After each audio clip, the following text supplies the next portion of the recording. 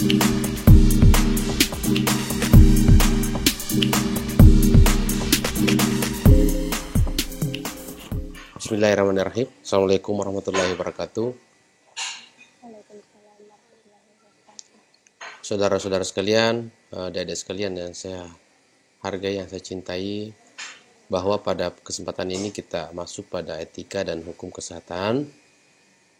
Secara teknis, adik-adik sekalian, nanti saya akan coba untuk membuatkan bahan ajar yang memang mudah diakses dan kemudian untuk memburu ketertinggalan kita yang seharusnya sudah berapa kali pertemuan tapi belum sempat. Hari ini kita coba untuk masuk pada sebuah pengantar etika hukum kesehatan pada Fakultas Kesehatan Masyarakat.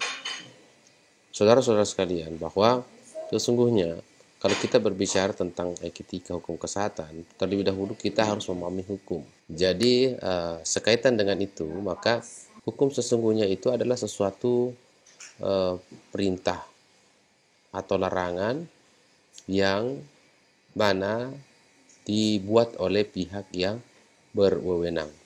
Jadi kalau sesuatu itu dikatakan hukum, itu tentu adalah ada perintahnya. Hukum bisa juga berupa larangan, hukum juga bisa berupa kebolehan.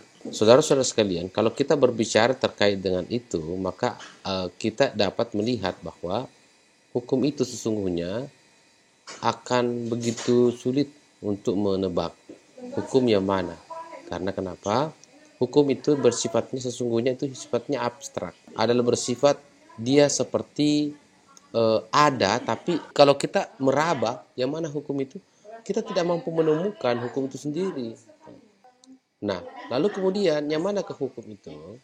Dia merupakan aturan tingkah laku manusia dalam masyarakat.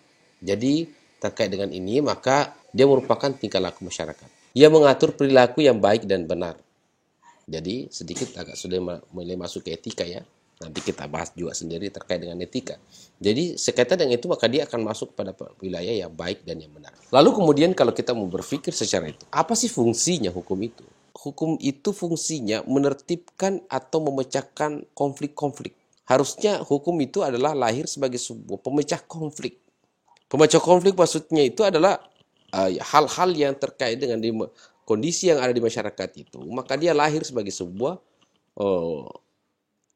bagian yang menyelesaikan masalah. Jadi contoh misalnya saudara-saudara sekalian, kalau hari ini kita bersengketa terkait dengan apa yang pernah kita perjanjikan, maka untuk menyelesaikan persoalan itu, maka kita harus kembali kepada hukum kita. Apa yang telah kita perjanjikan. Sebagai sebuah contoh, kelalaian penyelenggaraan pelayanan. Kalau kemudian Anda di bidang kesehatan, lalu kemudian dianggap bahwa Anda telah lalai dalam melaksanakan menyelenggarakan pelayanan, maka kita kembali kepada hukum. Katakanlah misalnya kalau terkait dengan pelayanan kedokteran, kalau kita dianggap lalai dalam melaksanakan pelayanan kedokteran, maka kita harus kembali kepada hukum. Kita harus kembali kepada hukum. Apakah hukum kita memang mengatur tentang kelalaian atau tidak? Tidak boleh karena Anda sebagai atasan, lalu kemudian menjustifikasi kita sebagai bawahan untuk mengatakan Anda lalai. Tidak bisa seperti itu. Kita harus mengatakan bahwa ya saya salah karena memang ada aturan yang menyalahkan. Itu dalam perspektif hukum. Artinya apa? Ya kita mengatakan lalai karena memang ada aturan, ada SOP, ada apalagi ada kode etik, ada norma-norma yang kemudian memang menganggap kita salah sehingga kita mengatakan ya salah, ya saya salah. Kalau tidak ada yang mengatakan salah, itu tidak bisa kita mengatakan seseorang itu adalah bersalah. Artinya apa? Dengan saya katakan tadi bahwa aturan itu merupakan perintah, larangan, dan kebolehan. Nah, selama tidak ada aturan yang mengatakan dilarang, berarti Anda boleh saja melakukan itu. Jadi kalau tidak ada aturannya kemudian Anda dipersalahkan oleh orang lain, ya kita tidak bisa mengatakan Anda bersalah. Gitu. Dalam sudut pandang hukumnya begitu ya. Dan kemudian adalah bersumber dari kelalaian tenaga kesehatan dalam menjalankan tugas. Kelalaian pada dokter tentu ada dasarnya adalah hukum kedokteran. Kelalaian pada perawat tentu ada dasarnya adalah hukum keperawatan. Kepada kelalaian kepada bidang kesehatan tentu tenaga medis dan lain sebagainya, ya tentu harus berdasarkan pada aturan-aturan kesehatan yang terkait dalamnya. Jadi apa yang saya ingin sampaikan, apa yang saya harapkan saudara bisa pahami dari sini, bahwa dengan adanya memahami pengertian hukum ini, fungsi hukum ini, paling tidak tergambar dalam pikiran Anda bahwa kita semua di FKM kita harus bersepakat bahwa jangan kita mencoba-coba menyalahkan orang lain tanpa kemudian adanya suatu klausa larangan yang mengatur tentang dilarangnya sesuatu itu dilakukan. Yang kedua, selanjutnya adalah tujuan hukum. Apa sih sebenarnya tujuan hukum? Adalah mencapai keadilan. Saudara-saudara sekalian, bahwa mencapai keadilan itu bukan pekerjaan yang begitu gampang diperoleh ya. Karena pengertian keadilan sendiri, kita harus mencoba untuk memberikan sebuah kesepakatan untuk yang mana dimaksud dengan adil. Saudara-saudara sekalian perlu Anda pahami bahwa terkait dengan itu, maka keadilan sendiri itu terbagi atas beberapa. Yang pertama adalah keadilan, pengertian keadilan. Keadilan itu ditafsirkan bahwa sama rata, kesetaraan. Apakah itu ketika kita memperlakukan orang secara sama, itu merupakan keadilan. Dibutuhkan suatu pemikiran yang kritis, pemikiran yang analitis yang tajam, untuk mencoba menempatkan keadilan, definisi keadilan itu pada konteks-konteks yang kita mau lakukan atau kita mau terapkan. Apakah kesetaraan itu, kesamaan itu memberikan uang 5.000 kepada orang, yang lain juga 5.000, apakah itu adil? Nah, tentu kemudian debatable-nya adalah ada yang mengatakan adil, ada yang mengatakan tidak adil. Nah, kalau begitu berarti keadilan itu kita dilihat dari segi menempatkan sesuatu pada tempatnya. Menempatkan sesuatu pada tempatnya itu dalam arti bahwa memberikan sesuatu itu sesuai dengan proporsinya.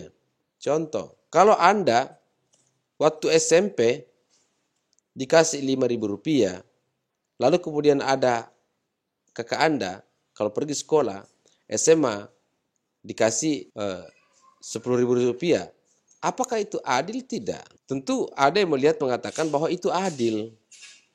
Karena apa? Karena memang SMA dikasih banyak-banyak makannya, jajannya. SD atau SMP ya sedikit-sedikit jajannya.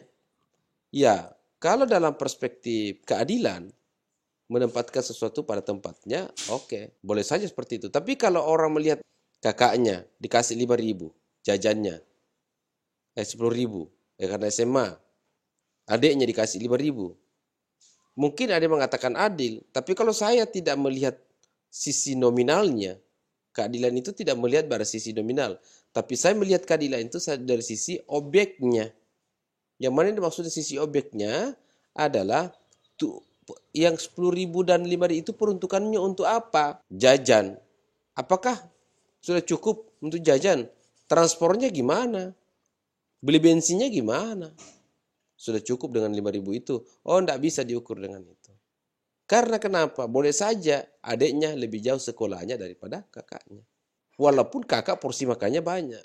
Katakanlah seperti itu. Sehingga keadilan bagi saya itu adalah yang ketiga adalah kemanfaatan. Manfaat maksudnya apa? Adalah betul-betul yang digunakan itu adalah memberikan suatu manfaat.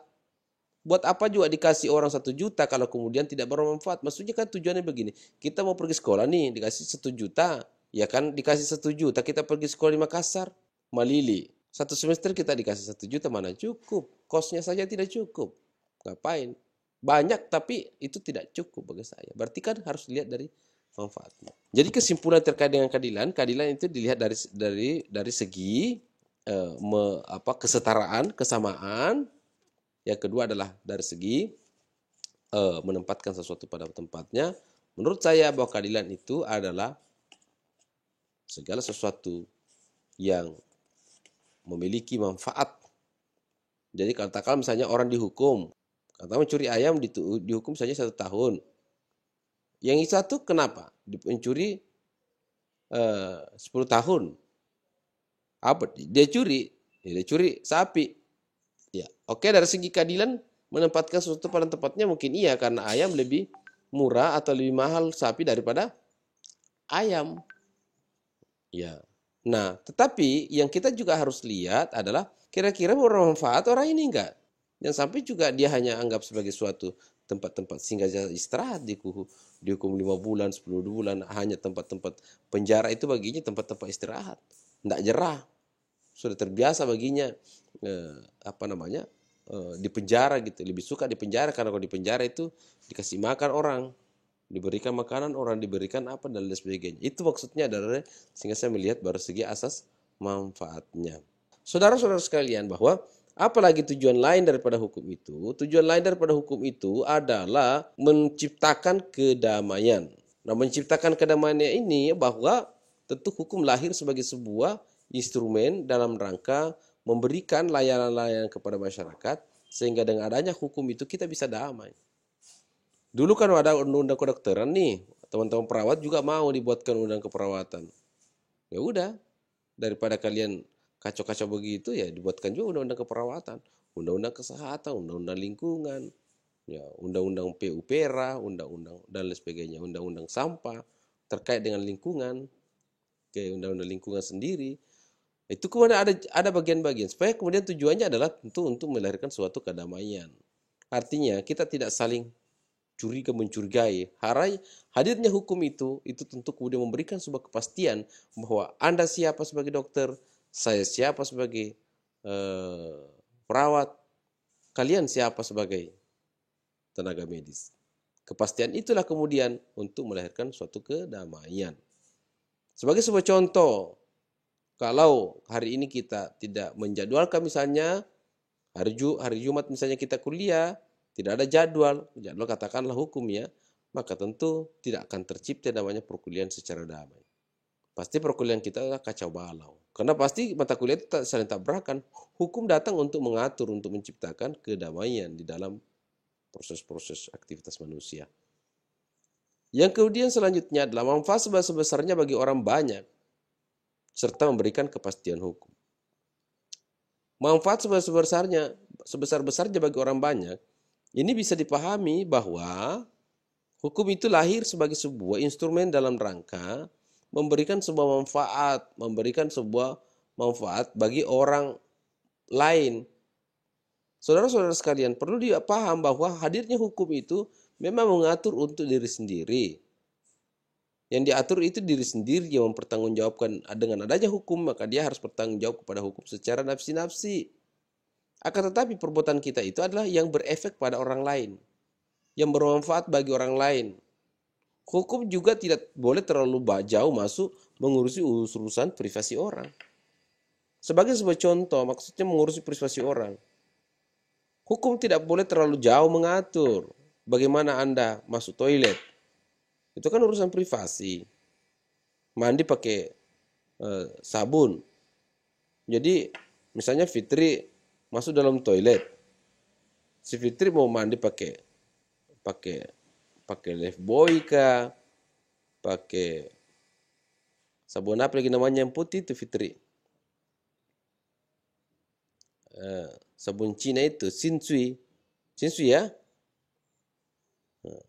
Mau pakai iya, mau pakai Shinsui kah? Mau pakai Lifebuoy kah? Mau pakai Ayu kah? Mau pakai apakah? Hukum tidak boleh mengatur itu untuk mengurusi urusan privasi orang. Mau pakai Lifebuoy, mau pakai sampo Lifebuoy kah? Mau pakai sampo Sunsilk kah? Mau pakai itu hukum tidak boleh masuk pada ruang-ruang seperti itu mengatur. Sehingga hukum mengatur barang siapa yang tidak menggunakan sampo Lifebuoy di dalam kamar mandi, maka dikenakan hukum. Tidak boleh. Hukum tidak boleh terlalu jauh ke situ. Memang hukum mengatur pribadi orang. Maksudnya orang yang pribadi yang diatur, tindakan pribadi yang diatur, betul. Tapi kan privasinya orang tidak bisa dimasuki hukum. Yang kemudian memang pribadi itu adalah tidak berefek ke yang lain. Gitu. Mau mandi pakai sarung, terserah saya. Gitu. Tidak pakai sarung ya, terserah juga. Saya tidak tahu juga hari ini apakah Fitri sudah mandi atau belum itu. Tahun baru mungkin bangun pagi-pagi begitu. Saya tidak tahu, tidak perlu saya tanya gitu.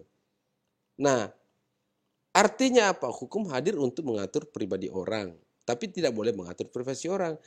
Jadi silakan mandi untuk dia mau mandi berdua, mau mandi bertiga, terserah. Tapi satu hal, walaupun mandi itu urusan privasi orang, tetapi jangan sekali-kali mandi di depan umum gitu loh. Maksudnya mandi di depan umum itu jangan sekali-kali Anda mandi di pinggir jalan. Ya, ya kan mandi kan urusan pribadi, betul. Tapi kan perbuatan Anda tidak akan Anda berefek pada orang lain. Orang bisa tabrakan kiri kanan itu kalau Anda dilihat mandi di pinggir jalan gitu. Nah, itu maksudnya sehingga manfaat tujuan hukum itu adalah memberikan manfaat sebesar-besarnya bagi orang sebanyak-banyaknya gitu. Jadi tindakan Anda ini itu kemudian memberikan manfaat sebanyak-banyaknya. Contoh lain, dengan adanya traffic light lampu merah, itu kemudian Anda kan yang terjadi adalah Anda berhenti gitu ketika traffic light-nya itu warna merah, Anda berhenti. Bayangkan berhentinya Anda, begitu banyak manfaat yang Anda berikan kepada pengguna-pengguna jalan yang lain. Mengapa? Sekiranya Anda tetap menerobos jalanan itu, maka gara-gara Anda itu bisa menciptakan kemacetan yang ada di traffic light itu, di lampu merah itu. Nah, artinya apa? Disitulah kemudian pentingnya hukum untuk menata, mengatur kehidupan masyarakat dan memberikan memberikan efek yang sebanyak-banyaknya. Dan tentunya adalah memberikan kepastian hukum. Saya ulangi, memberikan kepastian hukum. Seperti saya gambarkan tadi di awal, bahwa pada prinsipnya terkait dengan hukum itu, maka hukum itu adalah suatu perintah atau larangan. Maka dengan demikian dapat kita melihat bahwasanya pada prinsipnya bahwa seseorang itu dilarang melarang ketika tidak ada aturan yang mengaturnya.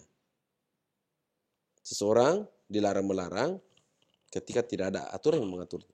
Apa gambaran yang saya ingin berikan kepada dengan adanya kepastian hukum ini, maka kemudian kita memberikan suatu kedamaian, menciptakan suatu kesan bahwa kita ini akan bisa aman dengan adanya hukum. Hukum itu menciptakan keamanan, ketertiban. Bahkan pernah saya katakan bahwa hukum itu adalah obat. Kalau Anda di FKM, maka hukum itu adalah seperti obat. Seperti obat. Yang pasti jangan anggap bahwa hukum itu seperti make up ya. Jangan sampai Anda salah tafsir lagi. Kayaknya hukum juga bisa seperti make up ya Pak ya. Bukan seperti itu. Hukum itu sama, saya pernah, hukum itu kurang lebih sama juga dengan pandangannya tentang make up. Yang sampai Dewi bilang, kalau begitu Pak, sama dengan obat ya. Yang sampai Dewi bilang, kalau begitu Pak bisa dijual-jual hukum itu Pak. Untuk bisa menjadi make up misalnya begitu, tambah-tambah modal toh. Tidak bisa seperti itu. Nah, saya gambarkan adik-adik sekalian terkait dengan itu. Sama misalnya saya katakan hukum sebagai obat. Suatu cerita di Amerika sana ada banyak penyakit yang muncul katakanlah dalam satu kompleks. Siapa yang tinggal perumahan di sini? Nurul tinggal di suatu perumahan ya? Oh, kompleks ya. Kompleks apa namanya? Sapa-sapa. Kompleks sapa-sapa. Sapa-sapa itu panggil-panggil tongki itu maksudnya ya. Itu bahasa kerennya. Sapa-sapa. Kompleks sapa-sapa di suatu keadaan terjadi di mana kompleks sapa-sapa itu banyak penyakit tipes. Setelah ditelusuri penyakit tipes itu, ternyata karena banyak tikus. Gitu. Di komplek itu banyak tikus yang berkeliaran gitu. Ternyata ditelusuri, tikus itu banyak tikus lahir karena di depan tong sampahnya kompleks sapa-sapa itu banyak sampah yang berserakan. Sampah itu ada sampah basah, ya, ada sampah kering, ada sampah macam-macam gitu sampahnya. Ternyata juga sampai pada popok. anak kecil, itulah mondar-mandirnya tikus. Cari popok, ada popok di situ, dia makan tikus, dia ganggu tikus, dia bongkar tikus masuk di dalam rumah. Mondar-mandir dari rumah, tong sampah, rumah, tong sampah, rumah, tong sampah. Tikus itu sudah mulai merajalela di mana komplek itu. Akhirnya akibat daripada banyaknya tikus, maka banyak penyakit tipes yang ada di kompleks tersebut. Di mana posisi hukum sebagai obat? Maka pada saat itu setelah diselidiki bahwa penyebab banyaknya tikus ini, banyaknya tipes ini itu karena tikus, banyaknya tikus ini karena sampah yang berserakan, masyarakat membuang sampah, maka lahirlah hukum. Tak dilarang membuang sampah di tempat ini. Ada juga itu kalau kita pergi Melino, ya Allah, cabutlah nyawanya orang yang membuang sampah di sini. Itu ada juga itu. Saya tidak tahu hukum apa namanya itu. Hukum Tuhan. Tuhan tidak pernah bilang begitu. Kayaknya hukum manusia berdoa kepada Tuhan, kurang lebih begitu. Ada juga itu menulis yang membuang sampah di sini bukan manusia. Mungkin saja karena tidak pernah dilihat kan kayak uka-uka begitu. Dia buang tengah malam di atas motor, dia putar-putar begitu. Ciu. Akhirnya dibuat di sapa-sapa itu di atasnya tong sampah, tak dilarang membuang sampah di sembarang tempat. Akibatnya apa? Masyarakat melakukan kerja bakti. Kemudian semua sampah yang berserakan itu ditaruh ke sampahnya, tong sampahnya. Alhasil bersihlah, katakanlah tong sampah itu, sampah kering dipisah, sampah basah dipisah, bersih komplek itu, akhirnya semua masyarakat situ asri. Lambat laun, mulai kemudian tidak ada tikus yang masuk dalam komplek perumahan, dan kemudian penyakit tipes sudah tidak ada lagi. Artinya, situlah saya katakan bahwa hukum itu adalah obat. Hukum itu adalah tindakan-tindakan, bahkan tindakan medis mungkin juga ya, yang sifatnya preventif, mencoba untuk mencegah. Nah, dengan demikian, saudara-saudara sekalian, dapatlah menjadikan sebuah inspirasi di dalam kehidupan Anda. Kalaulah kemudian ke depan Anda menjadi kepala dinas, ya, kalaulah ke depan Anda menjadi kepala puskesmas, menjadi kepala rumah sakit ke depan, maka jadikan hukum ini sebagai bagian instrumen yang penting untuk melaksanakan aktivitas. Contoh yang terakhir yang saya sampaikan kepada saudara-saudara sekalian adalah ketika kemudian Anda memiliki sebuah program yang bagus, tapi kalau Anda tidak mengikatnya dalam bentuk hukum, maka yakin bahwa program-program yang Anda buat itu hanya berlaku pada saat Anda menjabat sebagai kepala dinas, sebagai kepala puskesmas. Tapi karena Anda tidak ikat dalam bentuk hukum, akibatnya periode-periode orang lain yang menakodai posisi Anda itu sudah tidak lagi bisa dilakukan. Maksudnya bisa saja hilang. Padahal sebenarnya Anda punya program bagus. Maka kemudian ketika ada program-program bagus itu, ikatlah dengan hukum, peganglah dengan hukum, simpanlah dengan hukum, dokumenkan dalam bentuk hukum, supaya orang penerus Anda itu nantinya akan kelak menggunakan juga itu sebagai bagian yang penting dalam program Anda. Banyak program pemerintah yang sukses. Tapi setelah hilang bupatinya, hilang juga itu program. Orang katakan, Jenggo Mentong itu bupati, Hebat Mentong itu kepala puskesmas ya. Dulu waktu kepala puskesmas itu, aman sekali di sini. Pasien tidak ada tabrak-tabrakan. Ya betul, bagus konsepnya, tapi tidak melahirkan, tidak hebat karena tidak melahirkan generasi. Orang yang hebat itu adalah bukan karena semata hebat programnya, tapi dia mampu menciptakan generasi-generasi yang hebat. Itulah orang yang sukses. Kalau pemimpin yang hebat itu adalah bukan karena banyak pengikutnya, tapi pemimpin yang hebat itu adalah karena banyak menciptakan pemimpin-pemimpin baru. Itu sesungguhnya kalau kita masuk dalam skala pemimpin. Saya kira saudara-saudara sekalian seperti itu cukup yang saya berikan kepada Anda. Untuk itu silakan memberikan pertanyaan pertanyaan yang memang ada yang mau ditanyakan. Sekian dan Assalamualaikum warahmatullahi wabarakatuh.